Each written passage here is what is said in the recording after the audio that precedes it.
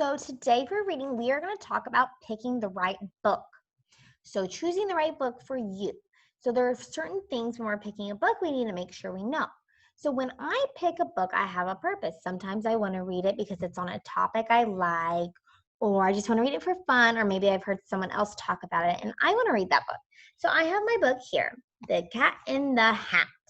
And it looks fun. There's a cat on it. He has a funny hat looking thing. So maybe I want to see. So I'm going to test to see if this book is a good book for me. Just make sure it's at my level. So I'm on page 1. It says, the sun did not shine. It was too wet to play. So we sat in the house on that cold, cold, wet day. So maybe I didn't know 1 or 2 words, and that's okay. If you know most of the words on the page, you can read it. You understood. You understood that it's raining and they sat in the house. That's what we got from that first page. I can also look at the picture. So if I understand what the picture is telling me and I understood most of the words, maybe there are 1 or 2 I didn't know, and that's okay. That's how we know the book's at your level. So if you picked up a book, I pick up another book and I start reading it and I'm like, I have no idea what this is saying about me. That's not your book.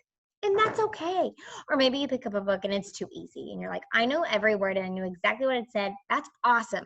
But we want to challenge ourselves and work with an even harder book. Maybe it doesn't have to be super hard. Maybe just like 1 more up. And so that we can learn all these new words and that we can use our brains and be super smart readers. So when picking your book, you can look at the pictures because you can read a book through the pictures, but we're also looking at those words. It's time for us to really focus in on reading and blending all those sounds together. So when you do it, if you don't know 1 or 2 words on that first few pages, that's okay. That's probably a good book. If you understand what the book's telling you, that's what we want. Alrighty.